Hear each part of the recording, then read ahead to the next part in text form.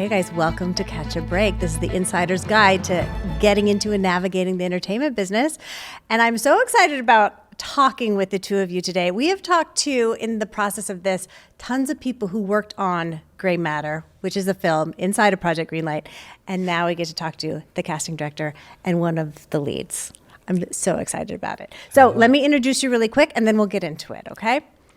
Let's start with Jessica Francis Dukes, plays one of the leading roles on the upcoming film Gray Matter, the making of which is the subject of this season of HBO's Project Greenlight. You may also know her from where she plays Special Agent Maya Miller on Netflix's Ozark. Ms. Dukes also is known for Marvel's Jessica Jones, New Amsterdam, NCIS New Orleans, The Good Wife, and many more. A theater veteran, Ms. Dukes just finished playing Millie Davis in Trouble in Mind on Broadway and is an Obie Award winner for Booty Candy at Playwrights Horizons Off-Broadway, an Adelco winner and a Drama League Awards Distinguished Performance nominee for the role of Vera in By the Way, Meet Vera Stark at the Signature Theater Off-Broadway, and more. And we should say you are nominated for 2 SAG Awards with the ensemble of the cast of Ozark. Yay. Welcome. Thank you so much. I'm so excited to be here. And Seth Yanklewitz is an Emmy-nominated casting director whose award-winning body of work spans across film and television.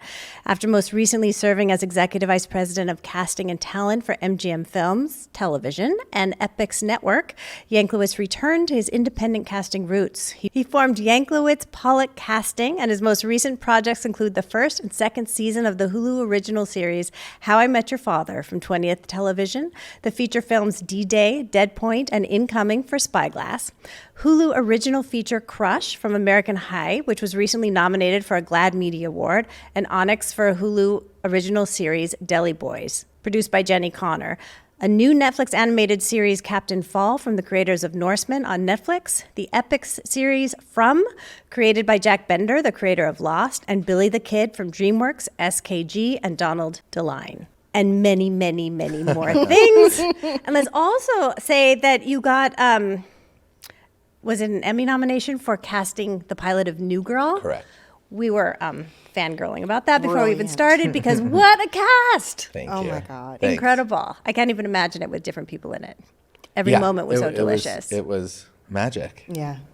I mean, they're all our best friends. Totally. I want there to be a reunion show so we can see what happened to our friends. As long as I'm invited. I just want to be like Ferguson's best friend or something. Like just a fly on the wall. Just to watch it all happen. It's brilliant. Thank you. Thanks. So welcome, both of you. Thank you. Thank you. So here's how we start our conversation. We ask everybody, what was your first job in the business and how did you get it?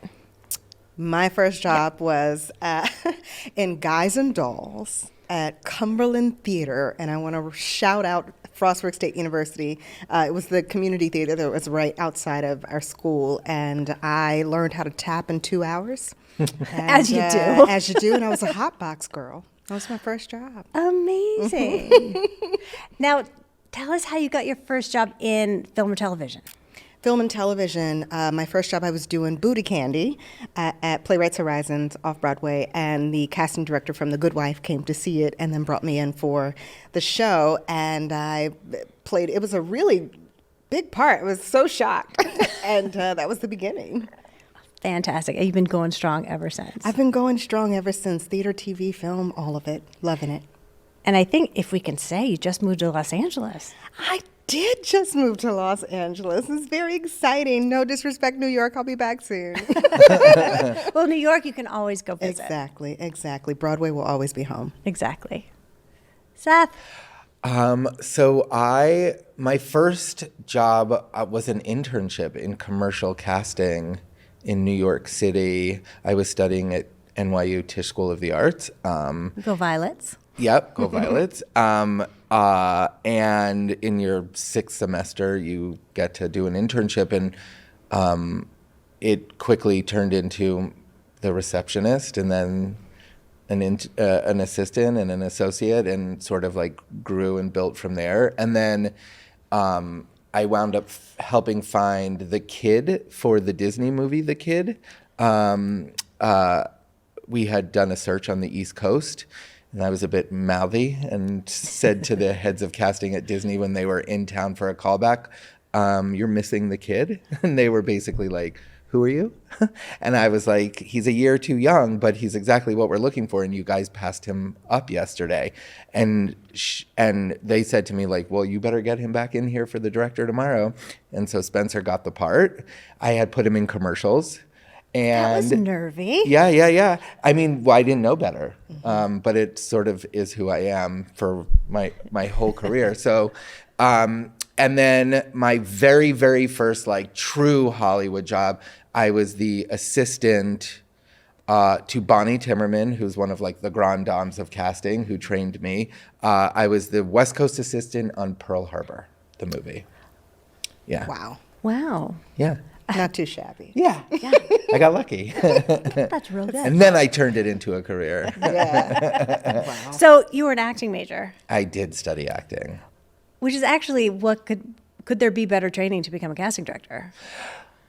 You know, it's funny, like a lot of people have this weird idea that casting directors are angry or frustrated or upset that they didn't make it actors. And I spent my whole life, as I'm sure you did, all I wanted to do was be an actor. I did all the things. I went to Yale's summer program, and I was the only high school kid accepted that year. And I did Hotchkiss, which is a boarding school summer theater program, speech, everything. And the end of first semester, I went to NYU, and I was like, I don't want to be an actor. And they were like, great, just take a math or science class, and we'll put you into the school. And I was like, I'm going to stay in the acting program. Turns out. Because I will not take a math or science class ever again in my life. Yeah. And that was, but yeah, I mean, the day I went into my first casting studio for a commercial as like the assistant or reader, whatever I was like, oh, this is it. I found it. That's amazing. Yeah, I got lucky. Yeah, I that's got awesome. lucky. It's like, wow, that's my jam. Yeah. Okay, so let's talk about this Project Greenlight project and getting the call to audition, I assume. What went into your thinking of, yes, of course I'm going to audition for that film, but also I'm going to be in a reality show? Like, what was that for you? Are you ready for this? So I didn't. Sometimes you get an audition in, and you look at the people and you go, yes. I want to work with that casting director. I want to work with that director. I want to work with these producers. This is great. And then let me read the script. Oh, this script is awesome. And then you forget to see that it's also a TV show called Project Greenlight. And so when I sent in the audition, I was just so in love with the script. I had for some reason, it just went right over my head of everything else that it was. And so my audition was strictly to get the role in the film because I loved it so much. I'm a sci-fi freak. Yeah. And it was just like, it was right up my alley. And it was one of those scripts that you read and you're like, this can't be anybody but me. Like, this is mine. This is mine, There's so many characters. This is a theater girl's dream. This is it. And then when I got the offer, my agents were like, yeah, so this is going to be this and you're going to do that. I'm like, wait, what? It's a reality show. And so I was completely shocked. But I was game because technically being in theater, like you're always on. So it was fun. Seth, how was it for you? So I got recommended by someone to the producers to interview for the job. And for me, I was like, I've been doing this so long. It didn't bother me that there would potentially be a reality sort of feature to it. I just knew what I would have to do. But the idea of working for Issa, and her company was like first and foremost like a priority to me just because of what she's doing and sort of her message and the script. Like I got the job and still hadn't even met Miko. Oh, wow. So I like literally they were like, it's yours and come in today and meet Miko. So I was excited by the idea, and a big part of my business, I love working with first-time directors, new-ish directors, right? Because they're so appreciative of the process, and they put trust in you that others don't, right? But I loved, like, you know, Jeanette and Yolanda, the sort of film producers, like the minute I met them, and I was like, it just like felt right. And then the script, I was like, oh, this is amazing. Like, this is awesome. And this mother-daughter relationship, like, just needs to be told. So it didn't, like, I knew I could handle, if that's the right word, the reality side. Also, I knew I wasn't really the star of the reality show. Like, sure, they were going to take a lot of footage, and I could wind up being in it for 3 minutes. Like, and I was like, okay. Well, depending on how dramatic you want to Well, be. I just, you know. I don't know, that table read. Yeah, true. Oh, we will True. get to the table. Yeah. Don't you worry about that. Table read. The table read and the I aftermath mean, if there's of an the Emmy table for a read. table read, I can't wait to dig into the table I read. mean, you did that. But let's work our way up there. Let's work our way up. So did it affect how you did your job? I'm going to ask both of you this, but Seth, did it affect how you did the job knowing you had camera and mic on you all the time? You know, you're acutely aware of a camera literally in your face, right? And look, I have sort of like made a career of coloring just outside the line sometimes, right? Yeah. And so I knew that I just had to be me. You know, look, casting is one of those parts of our business that if the curtain was truly pulled back, it could be a little scary to hear, because we're talking about humans, right? And emotional beings and artists. And, you know, sometimes we just have to talk in scientific terms about artists, and it comes off a little rough. Did you censor how you No, talked about it? I didn't. I think I just was like nice, honest, you know, like I didn't have to censor, you know. I mean, certainly there were a couple moments, the table read aftermath, like, you know, and stuff with that where I was just like the true me of like, this is not how it's going to happen. Like, you know, but no. And everyone, you know, there was never like true high level drama, which sometimes you can get, and especially when you're dealing with studios and networks and different producers, like, you know, you just have to navigate people. Again, like, I feel like I've been doing it a long time, and when you're an executive, you learn how to navigate people politically on the inside and as a casting director. So like, you just, in that moment, I just married the two. Yeah. Jessica, how is it for you to have the camera on you all the time when normally you'd have your quiet private time to prepare and to do all those things? How was that? You know, I kind of want to go back for a second to the people involved. And when I look up everybody and I saw who everybody was, you know, I don't know people by names, but the minute I saw New Girl, I saw Issa, and I love Insecure and everything she does. I saw, you know, different people that were involved in different things that I love. And so I was just like, I trust already these people, you know, like I've seen interviews with them, like they're my people. And so also coming from theater, the curtain is drawn, you know, there is no cut, there is no stop, there is not, it is you the minute the curtain goes up and the minute the audience leaves, you know. So for me, it was just this time the character was me, you know, there was no cut, it was just, you're always on. And I think also knowing that I was going to be an example for other people that want to do what we do, it kind of every day you just had to check your, you know, ego and your pride and what you think you need and what you think you know, are used to, whatever. And you just go, this is for a huge purpose. And if I was coming up looking at this, what would I want to see? And so the job was just to be authentically me. I don't know how it's going to come out or what it's going to look like. Not going. But it was awesome. There were moments where I was like, oh God, I hope I don't look like a diva in this moment because I asked for that or I asked for this.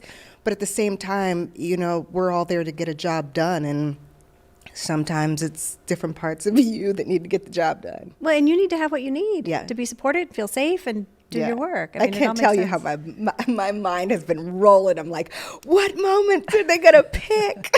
But I'm excited. I also think, you know, like Miko being a first-time feature director was sort of everyone was sort of a level playing field, right? Because even though Jessica's acted before, or I've cast before, or like none of us had done a reality show based on this. So in that great equalizer. aspect, we were all trying to figure out how to like do that and the job, which we had to do. Yeah. Like at the end of the day, like I needed to get the best cast possible, period, the end. Yeah. So, we were all like in it together in a way. And, I know people worked tirelessly to protect each other, whether known or unknown. Yeah. So, yeah. Was it an additional layer for you, because you had to keep a studio happy for a reality Yeah. show and cast a film? How did you balance those things? Look, for me, my job was to cast the best movie possible with limited resources and time. Like, I don't know if anyone realizes, but we cast that movie, I think, in 5 weeks. Oh, my God. And maybe 6 max. Normally, a casting job is 10 to 12, and that's, on the short side. So It was the fastest I had ever found out about anything. Yeah, for sure. I mean, we also knew it was you. Like, do you know what I mean? Like, they knew before you knew. I mean, well, for sure we knew before she did, but it was very apparent, and we can certainly get into that. But yeah, I mean, I lost track of what the question was, but I think, we all navigated it and did it. Yeah. Let's talk for a minute just about the COVID of it all, because I understand casting was over Zoom, and then your chemistry reads are on Zoom, and you're preparing on Zoom. How has that kind of changed kind of everything in the last few years? I think for us, it's, I can only speak for myself. It has actually made things a little bit easier as an actor to create. Sitting out in the lobby with everybody, even though that is the game, sometimes that can be a little, distracting. And, you have your characters and actors, and to shut all of that out is very hard. So when it's just you in your apartment with the script, it's so much easier.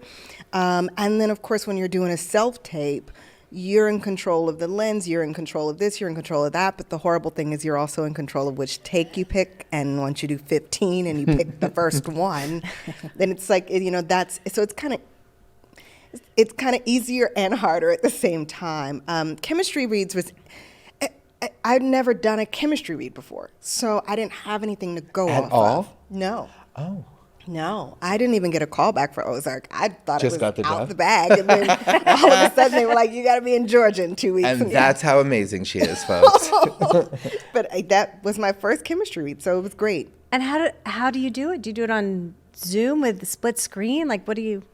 So the technical aspect of it was, we were all on Zoom. Everyone's on Zoom, and Jessica pins let's say Mia, because she got the part, right? So from our angle, you're looking at Jessica and Mia on 2 boxes, but they are looking at each other only on like their full screen.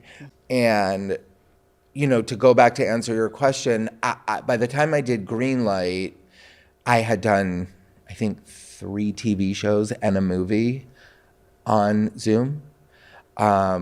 And except for How I Met Your Father, which at the very, very end, we live chemistry read only like the top choice opposite Hillary for a couple roles, because the ensemble and their chemistry really, especially for these showrunners, was so important to see it live. Yeah.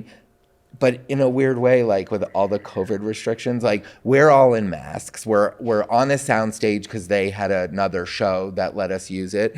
Like Hillary and, Chris come in, and like they're both in masks until like you can literally say, okay, action, and then they take them off quickly. It was the COVID restrictions guy was there, like literally in our faces checking. I mean, I don't even know if like that was better or worse than the actual Zoom, but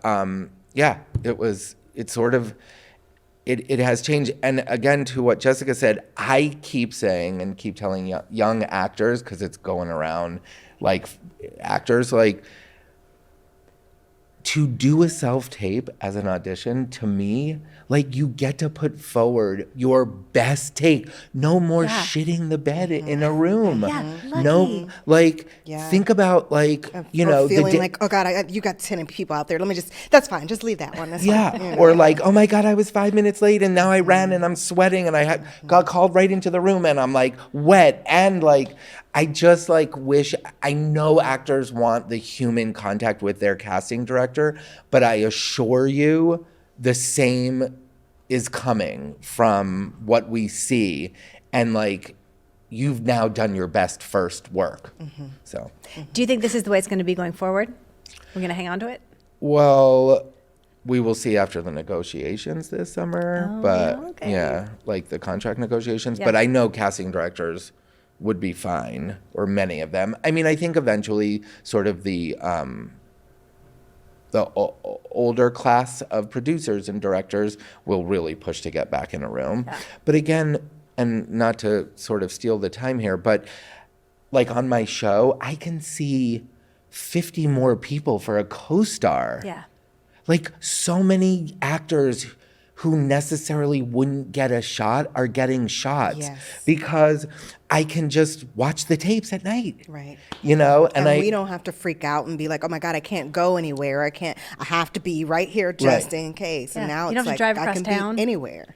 I can be in Puerto Rico and send in my tape. Right. You can do like, you know, 5 auditions for, I just want actors to calm down a little and realize that maybe this could help everyone sort of get a start faster. Yeah. So, Yeah. So just calm down, everyone. just a It's little, gonna be just fun. a little. And like Excuse me. everyone, please don't strike.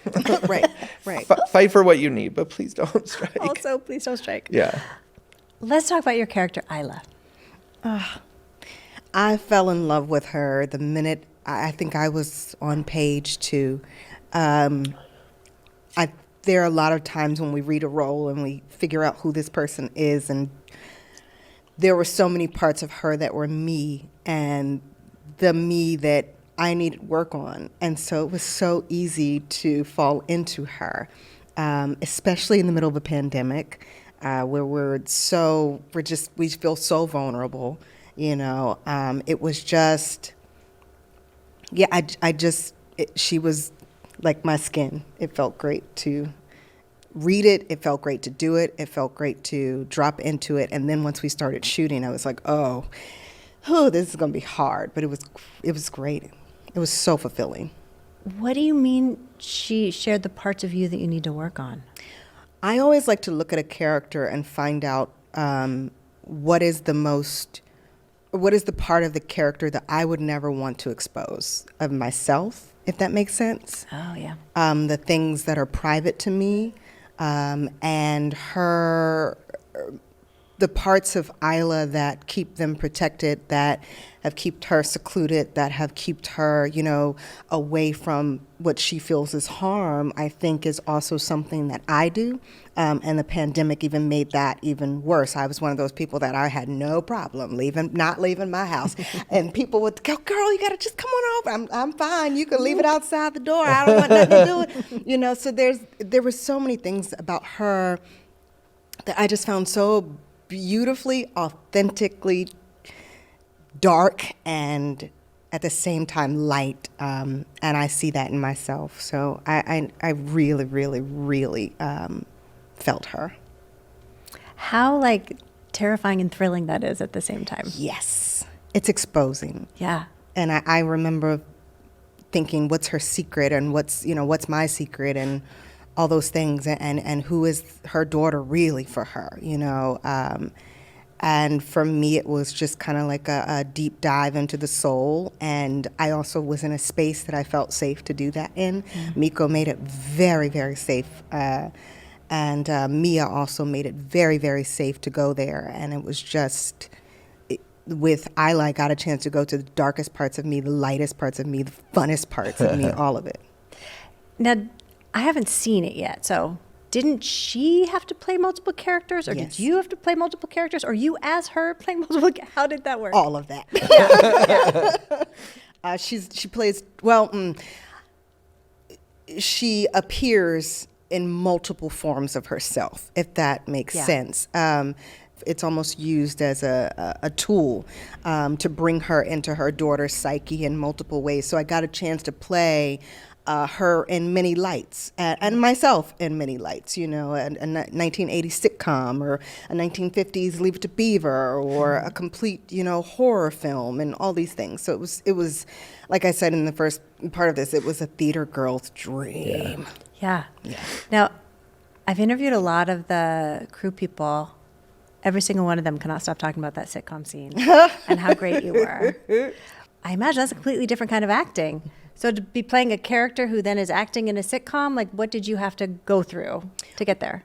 Well, I think it's like when we audition, we look at it, the script, we go, is it multicam, is it single cam, who are the producers, is this like, is this New Girl, or is this, something a little darker, what is this? And for me, I love campy sitcoms. So the minute I saw that it was going to be multicam, I knew that the camera was going to be moving and shaking, and I was like, oh, I can completely go wild here. And I just thought about my favorite sitcoms, and a lot of that character you see in the 1980s sitcom, though, is my mom. It's really bad. Sorry, Mom. So, yeah. Let the record show. Now, you talked about how they created such a safe space for you to work. The question for both of you, really, how did you establish that relationship with Miko? Because I know Miko got told she was the director, and the next day, you're late.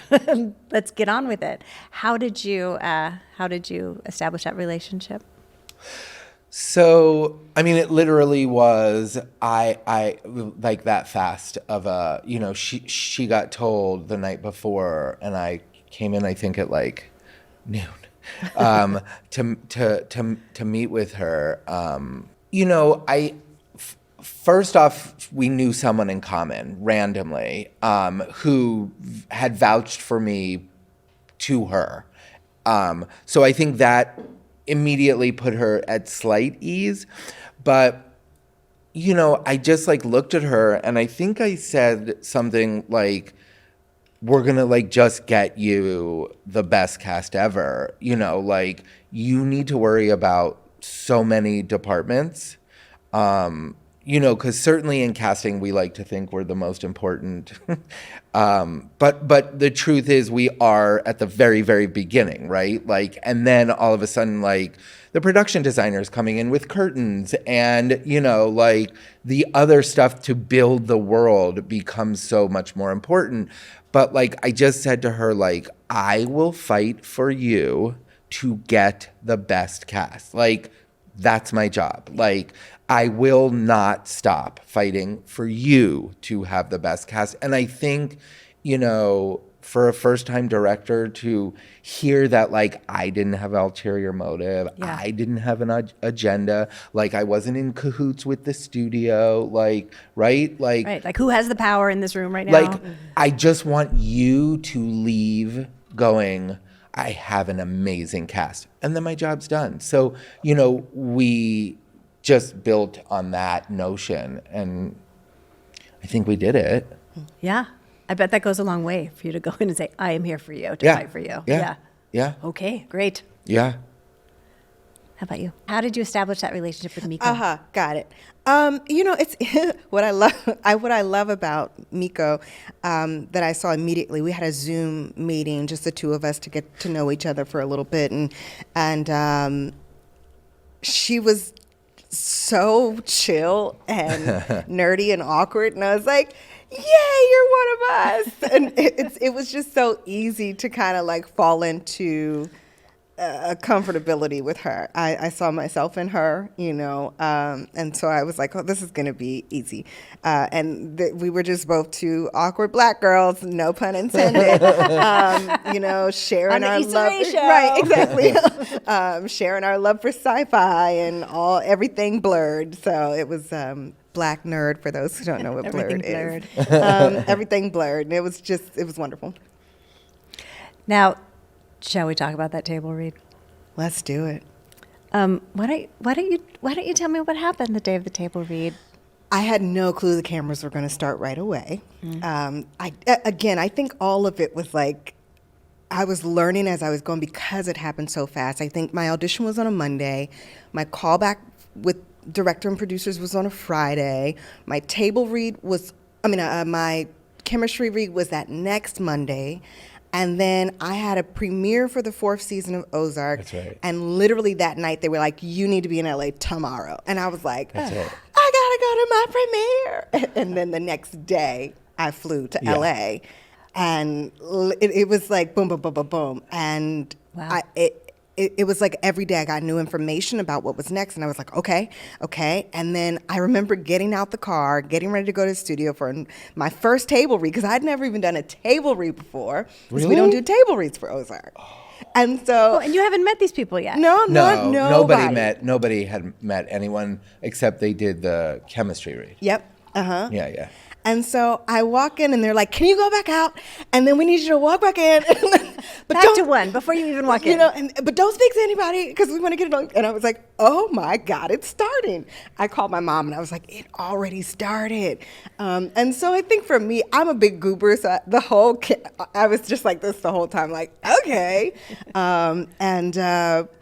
Once we started and we started the table read, I realized, I was like, oh my God, this is going to be like, they're going to film our first time together as a cast, and all these people are here watching. I remember also being in the room and being like, oh my God, look at all these Black women that are in charge in here, and I'd never seen that before. And there was just so many things that day where I was just like, oh my God. And then the casting director of your favorite show is just sitting right there, and then the director, it was nuts. It's a lot. It was a lot.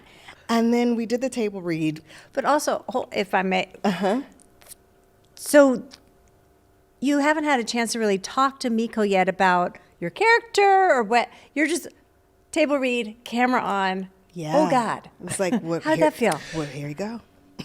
Just to like give background too to like your viewers, but also like exactly what Jessica's referring to. So like normally in a table read, thank you, the director would talk to their actors, or there would be a pre-table read so the cast could meet for the first time, right? And like they could try in a movie potentially, not necessarily a TV show. There's no like pre-table reads, but like in movies, oftentimes there's pre-table reads. So that didn't happen. Then also when we all arrived to like wherever it was being held, everybody was like siphoned off quickly and mic'd. Separated. And literally separated. And like I was like, yeah. And they were like, don't talk to her. Don't speak don't to talk each to her. other. They were like, don't Don't talk to her. speak. Because they wanted to, look, where I appreciate, they wanted like natural reactions. They didn't want anything fake. So like, Yeah, I was like, okay. And so the casting director comes in, we set up the room, we get everybody ready. And normally like our jobs as casting people, we introduce everybody to each other. We make the room warm. We get everyone excited, and we couldn't have any of it. So like it felt sterile. How weird. Everybody was like on high alert. Some of the actors, not to bash agents, but some of the agents did not share with the actors that we were recording the table read. So like some people didn't know that. Right. So there were things that like everyone was sort of like, what's going on? So anyway, to go back then, yeah, they didn't get their moments with their director prior. I heard you didn't get one after either. No, that was it. It was over. Yeah, when it was over, it was over. And usually what happens is, if it's being recorded, like they'll send it around, people will watch it, or like they immediately go for notes to sort of figure out like what worked, what didn't work, what in the script, what are they, and how are performances. And the notes, like Issa had zoomed in to watch, and she was on a big screen, and naturally, like you had many voices, and this is when the sort of nuts and bolts of like how stuff gets made starts to, happen, and different points of views and different opinions and things get discussed, and so yeah. Well, I hope we get to see all that. Yeah. Oh, I'm sure you will. I'm sure you will. So then after that, Yeah. how long before you really got to have some time with Miko and talk about? The next day. Okay. So then you were in it and onward. Yeah. I'm pretty sure it was the next day. We had lunch and just sort of Right. just Miko, Mia, and myself, and just sort of talked through some really important moments in the script and some notes that came from the table read. And she was like, "You need to like your daughter." And I was like, "Oh, yeah. Okay, it was too much, too intense."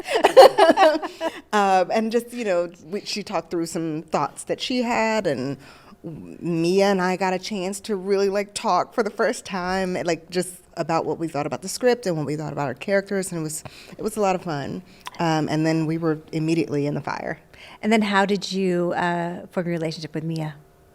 They gave me the 2 names of the girls that I was reading with for the chemistry read, and I immediately looked them up, and I saw my face.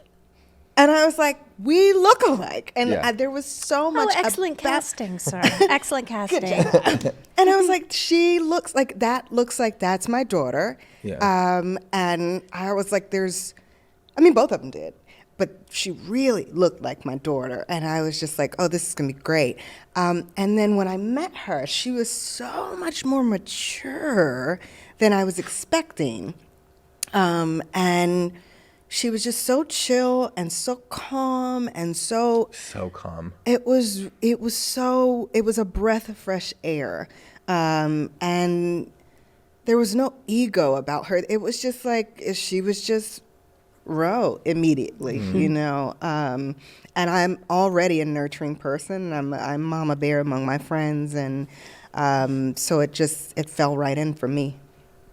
And how old is she supposed to be playing in the movie? I think 16 or Something like 17, that. and she had just literally days before or days after we were going to start was turning 18. Mm-hmm.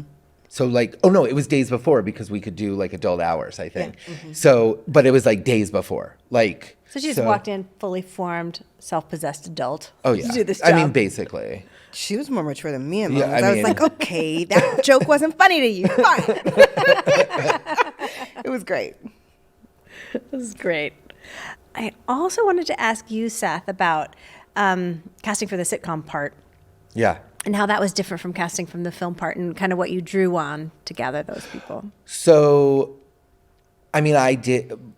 I've done so much comedy that, it was really just okay, this is a multicam and a 50s multicam. So we're really playing the stereotypical old sitcom. So it was really, that was almost easier than the just other going parts. this file over here instead of this file over here. To simplify it, yes, exactly. It's just okay. But, there were so many factors of, again, budgets and timing and location and so you sort of just have to go on your instincts and who do you know? And Wendy Braun, who's in it, she's actually a mom at my kid's school too. And there were just things, that were quite easy. But the art of being a multicam actor is very different than a single cam television actor. Yeah. And usually theater actors translate to multicam very easily because they're used to the stage and performing live and et cetera, et cetera. Bigger. Yeah. And the audience. Yes. And having the audience. So it wasn't necessarily hard. It was just, we had to get it very right and quickly.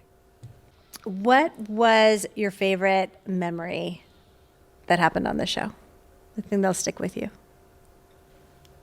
Me? Oh wow, that's a hard one for me. I think you'll see when you watch. It's a hard one. Every day was awesome. I don't know if I have an answer. Every day was awesome. Of course, like any show, you have your, days where you're tired, you have this or that, the night shoots and all that other stuff. But there was something about this particular project, this particular character, working for the people I was working for. Just every day was a dream. You loved it. I loved every second of it, including the moments that I was like, I'm exhausted. Yeah. But it was just awesome. Yeah, how hard is that to switch to mean, it's got to be hard enough to work night shoots shifts, were but as an actor, when you treacherous. really have to be on. Yeah, it's treacherous. It plays with your mind, but it also was great for the character. You know, it really messes with your mind when you're sitting in a house in the middle of the night, but it looks like day, you know, because of the lighting and everything. And you walk out and it's pitch black, but then you're getting home at 7 a.m. I know everybody in that hotel thought I was a prostitute. Like, I know they did. Because the people at the front desk, every time I would walk in at 7, they'd be like, hey.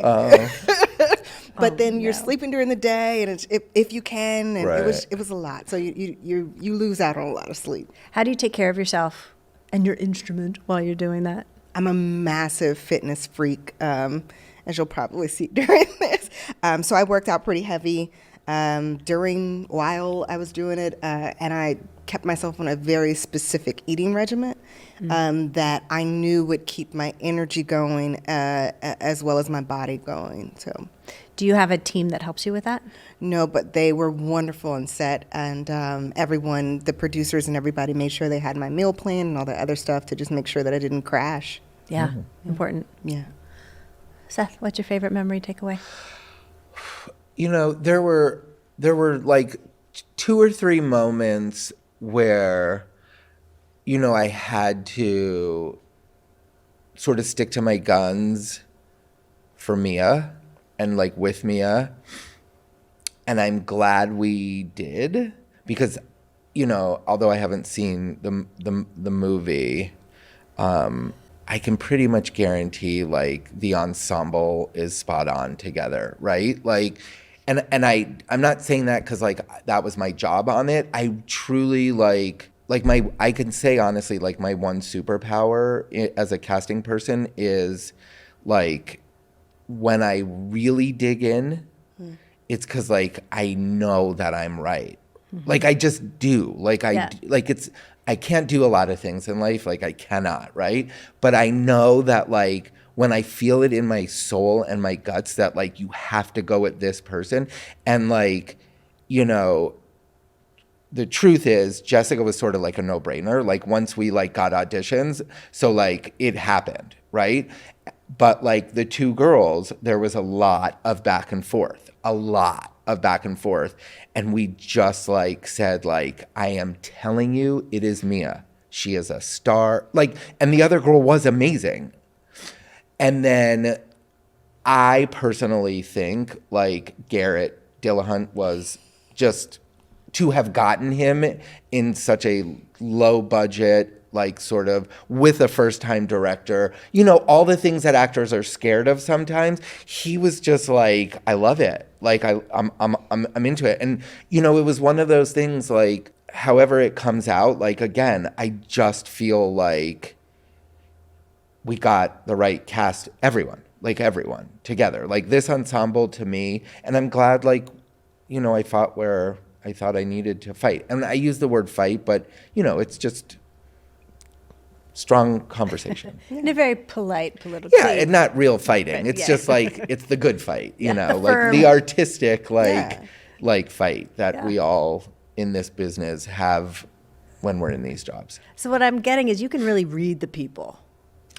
Well, like there's some intuition I that think goes with innately as a casting person, like our job is to read people, right? Yeah. But like, again, and I don't know if this sounds pompous and I really don't mean it to at all or egotistical at all. Like, I feel like with New Girl, I knew it was Max Greenfield. Nobody knew who, not that they didn't know who he was, but like I was working with very high level comedy people. He hadn't done like that type of comedy.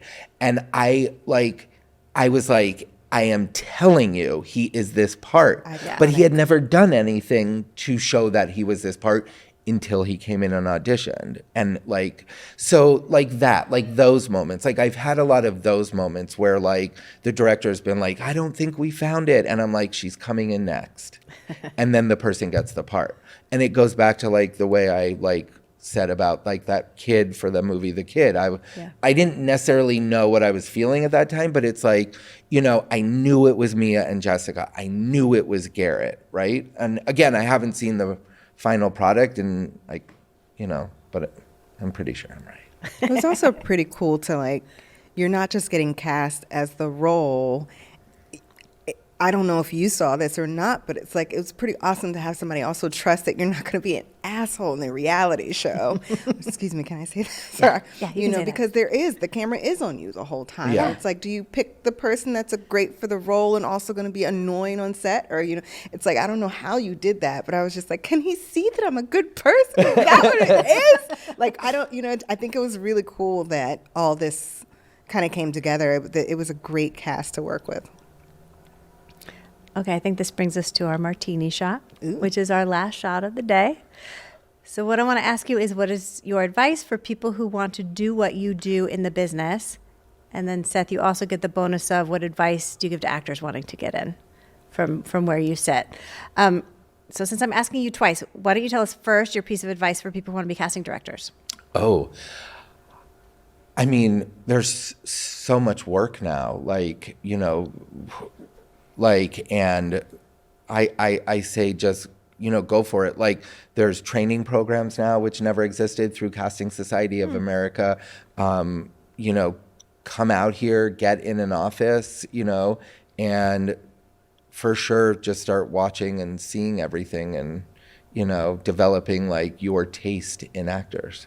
Is it traditionally an apprenticeship type of thing? Well, in the old days, you started as an intern, unpaid intern. That obviously doesn't exist anymore. The training program and the mentor-mentee program set up through Casting Society of America, it basically is an education program. Like, they teach you the stuff that I had to learn on my hands and The knees, hard way. literally, and being yelled at with staplers being thrown at me. Oh, the good old days. Yeah. But yeah, I mean, again, like, there's so much work that there's so much more opportunity for people. And just, go for it.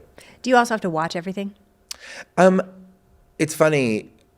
So I have very, very, very eclectic taste. Like, when I was a Fox executive, Kevin Riley was the president of the network, and he used, like, in big meetings, he would be like, there would be a question or something, and I'd like raise my hand, and he'd be like, "You have the weirdest taste, Seth, but I love it," because I literally would be watching like some obscure sci-fi something, and then I'd be watching, what everyone was watching, and it's funny, when I did Billy the Kid for Epix, we were looking for Billy's mother. It was 3 episodes. It had to be an Irish woman.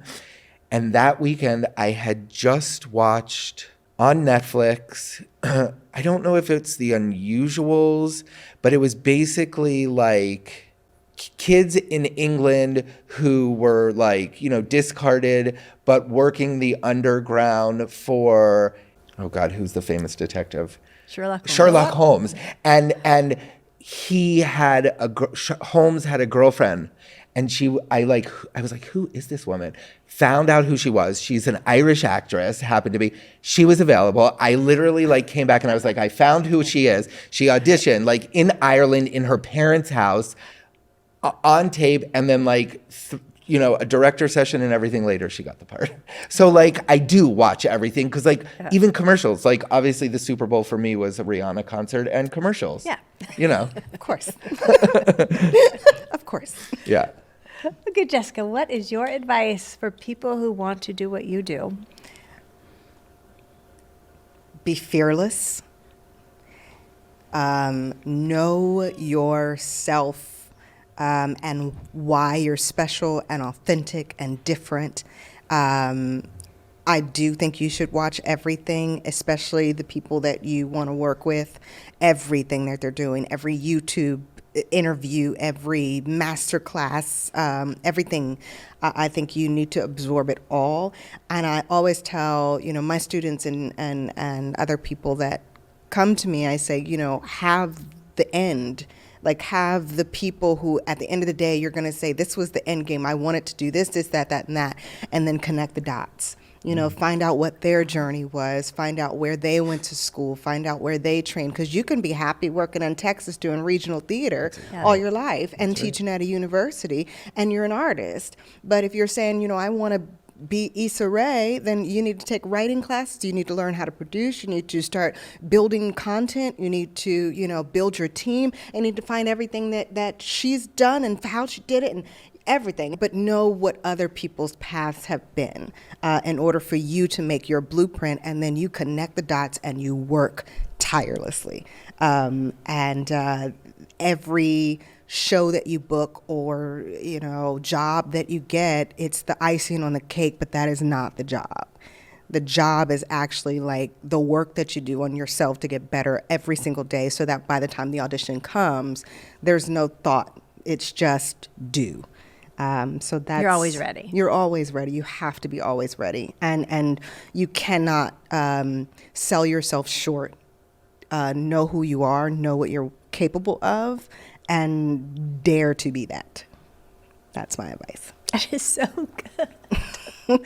Just having the vision of what you want to be and working backwards. Yep. I mean, Seth, we both went to school with so many people who wanted to be actors who didn't do that and are not actors today. Because there's so much like, oh, I hope and wish that something will happen and it's all going to be magical. No, it's what you just said. I remember graduating and my teacher being like, what do you want to be? I said, I want to be the black female Robert De Niro. And I was like, great. Figure out what that journey was. Or there were other people involved that I looked up to, other careers that I looked up to. And it's shocking how things happen. I remember being on a bus with friends and I was like doing this game. I was like, top 3 people you want to work with. And Laura Linney was one of mine. And 2 weeks later, I got the audition for Ozark. And so it's like, dare to make the dreams come true. They can. You got to do the damn work though. Right. Be specific. Yeah. Right. Do you have more advice for actors? I mean, I think Jessica really said it, so beautifully. I think it really is the work. Do you know what I mean? And I actually say the same thing. I'm like, if you don't know who you are, right? And if you're not honest with yourself, it is impossible for your work to feel authentic, grounded, beautiful. Like, figure out what's not working and figure out how to fix it so that when you go in or when you audition or when it's a producer session and you have to play, everything else is, setting you free. Okay, I hear all the up and coming actors asking, how do you get so clear, so you can say it in a sentence, who you are, what you have to bring? I think, because actors are so malleable sometimes, just I can be anything. Throw me in. I can that Dustin Hoffman scene. I can be shorter. I can be taller. Here's you want the thing. somebody else. You not every job is for every person. Exactly. I don't get every job that I audition for, right? I lost a job 2 weeks ago. Well, they were fools. But my point is, if you are not honest with, your limitations as a person, you're going to be disappointed because you're chasing something that isn't realistic, right? And that does not mean it won't become a reality. You just have to do the work, whether it's physical work, psychological work, getting healthy in other ways, or need more training. I'm not saying, look, the world has changed, right? All different of everything is being accepted to be front and center in the camera. So no longer do people have to hide, but just be the healthiest, most capable, hardworking version of what you are. And again, you got to back it up with the work. You just do. Yeah. You do. And the work there's multiple versions of it. So the how, I think I can only speak for the actors, you're not booking, take a class. And I don't care if you have a master's already, or if you went to the best training school, or if you're not booking, there's something going on right now that maybe you just need to shake it out a little bit and get in another form of training, or send some tapes. The other day I was like, I'm feeling a little stale. I want to send some self-tapes to a casting director who was willing to, just watch some self-tapes that were all very different and just give me sort of a refresher. And, I think there are some people out there to be like, well, actually a friend of mine, she was like, you got a series regular, you got this, you don't need that. And I'm like, but if I want to get better, which if we know everything, then we're done. If I don't want to get better, I'm done. There's nothing else to do. And I want to be the best, so that the train is never going to stop. And that's the work. And I think the self-work, again, like Seth was saying, like it's, one of my favorite authors of all time is Don Miguel Ruiz, and he has these amazing books, Mastery of Love and The Four Agreements, and all these different, people quote them as self-help books, but they're self-get-to-know books in a way that I love stuff like that, where you're constantly asking yourself the hard questions and finding the answer. Do all the work. Yeah. I mean, that's what we're here for, right? Mm-hmm. Yeah. Like, all the other stuff is icing on the cake, as you said, right? If, you got to sit and grind. Mm-hmm. Like, again, not to be cliche and sort of end on a cliche for me, but like, it is a business. Mm-hmm. Like, so like, a doctor, like, is constantly like learning new surgeries and equipment and materials. Mm-hmm. Like, if you just are like, I did Stella Adler in 1986 and it's 2023, like, shit has changed. Like, the world is different, You're so different. And that is actually the key, right? Like, people always ask me, like, how many chances do you give an actor before you don't bring them in anymore? And I'm like, unless they physically come at me in a room, until the day I stop casting, will you stop getting a chance in my room? Like, people have bad days. People, like, the role's not for them. I was trying something by bringing them in, and they weren't necessarily what was on the page, but I wanted to, like, let's just keep, but, like, if someone comes in and they're, like, unprepared, don't care, not showered, like, rude, like, all the things over and over, well, then they're not doing the work. And then I need to give it to an actor who wants to do the work. Yeah. So. Thank you both. This was so fun. Thank Jessica, you. Seth, thank you. Thank you. This was